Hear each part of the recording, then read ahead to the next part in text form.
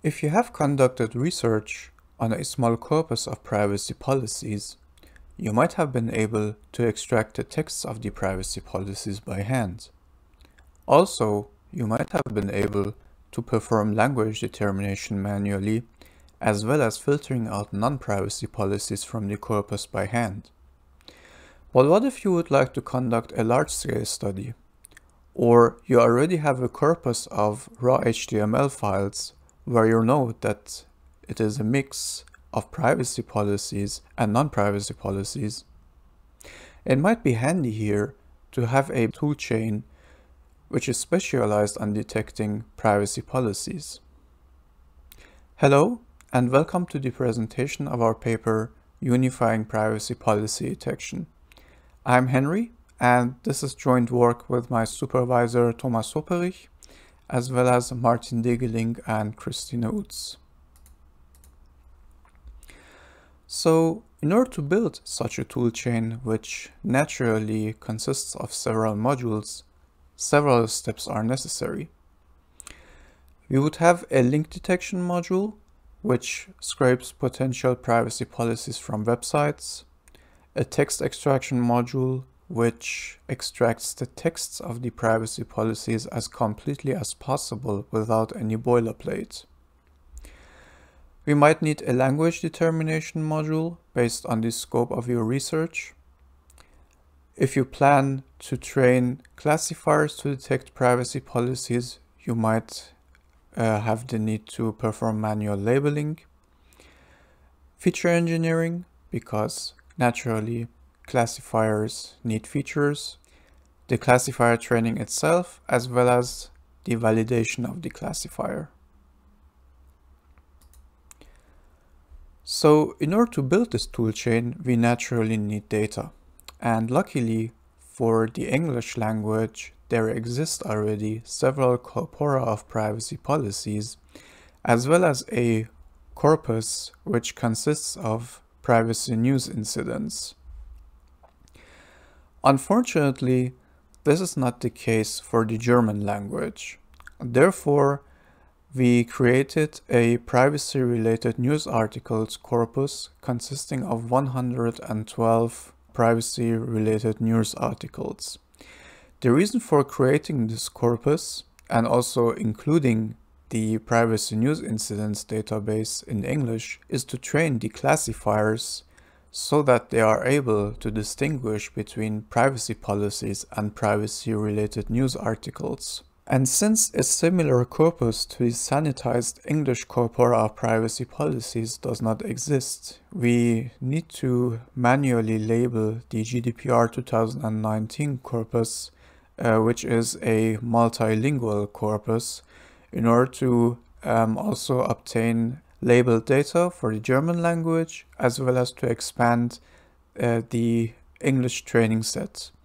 And for how we accelerated the manual labeling process, as well as detailed statistics on our training set, I refer you to our paper.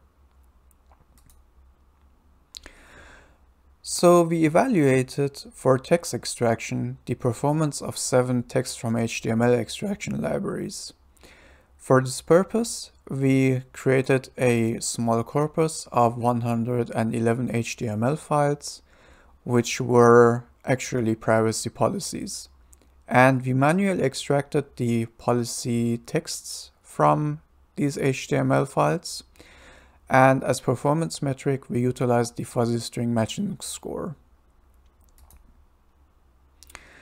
So I only show you the best performing libraries with their respective settings. It turns out that the boilerpipe text from HTML extraction library with the numwords rule setting performs best for English and German. The readability.js library performs slightly better for other languages. And the boilerpipe tool with the canola extractor also shows very good results. As a result, we recommend to set boilerpipe with the numwords rule setting as default, and also keep these two text from HTML extraction libraries as backup solutions. Regarding language detection, we decided not to use only a single language detection library, but rather a majority voting scheme which consists of 8 language detection libraries. And 2 of these 8 language detection libraries are able to detect multilingual texts. The reason for building such a scheme is aiming for higher precision regarding language detection.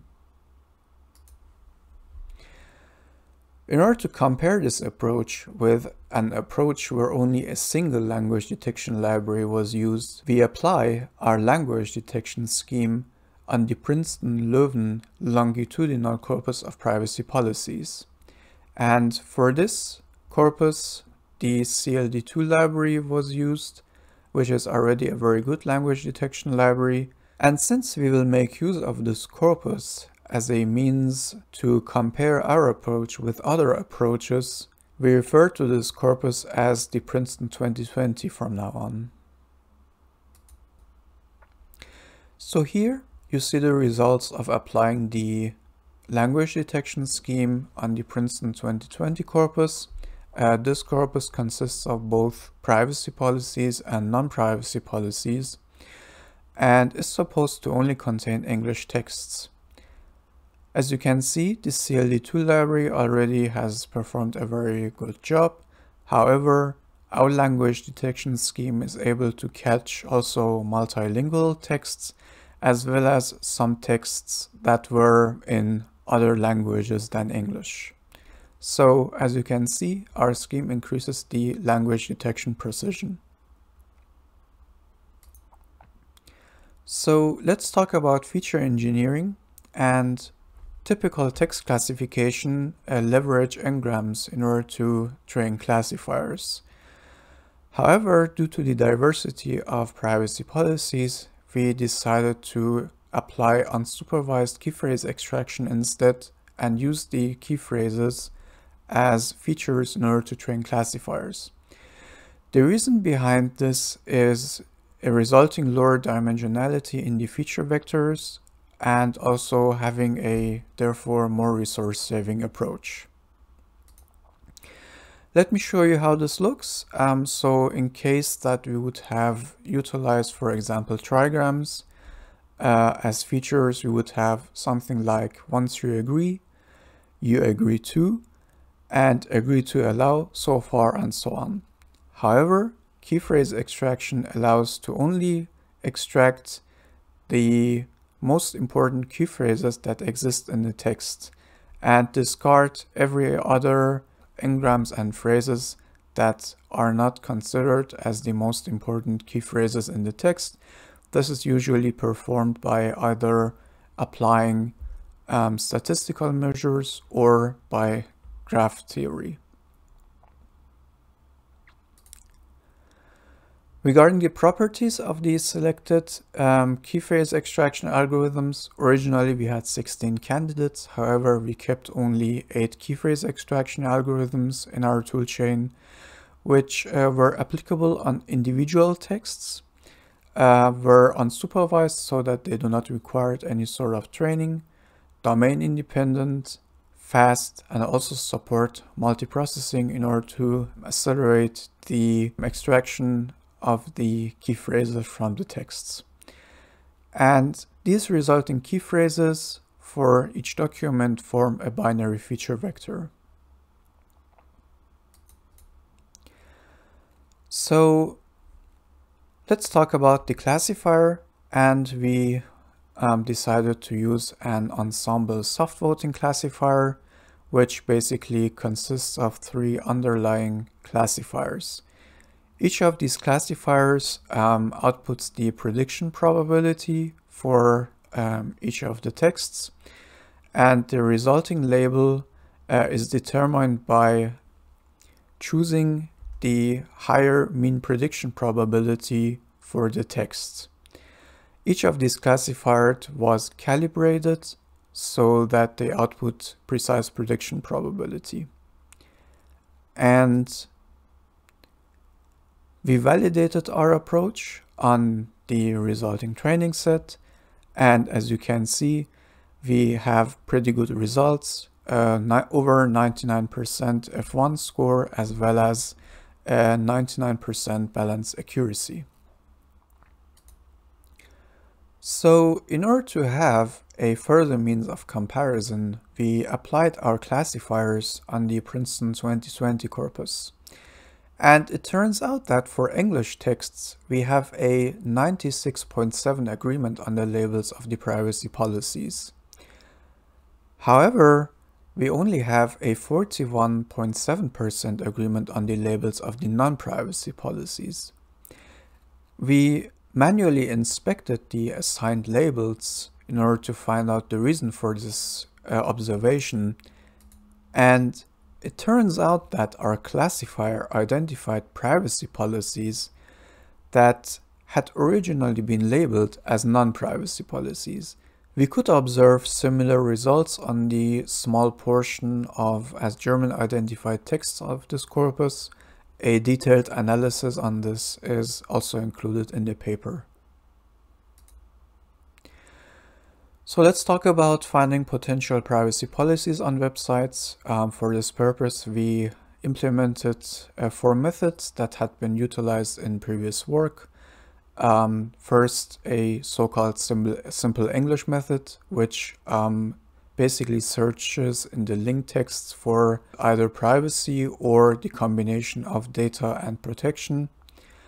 Two-step English, which first searches for a smaller list of matches in the link texts, and if no match is found, then it is expanded to a broader list of terms.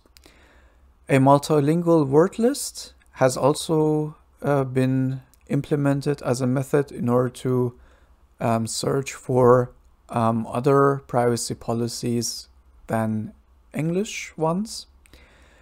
And we also have the context-based approach, which considers both the link text and the previous HTML element. So we tested these link detection methods on the top 10,000 websites of the Tranquil list at the end of January 2021. And out of 8,624 reachable websites, 7,353 matched at least one of the 4 link detection methods.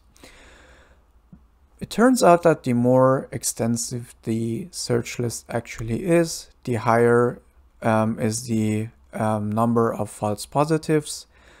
For detailed statistics on each of these link detection methods, I refer you to the paper, but what I can demonstrate to you here is that if we combine all of these link detection methods, the result according to our classifier turns out to only have 57% actual privacy policies for English and 60% for the German language, which indicates that applying only link detection is not enough to have a sanitized corpus of privacy policies.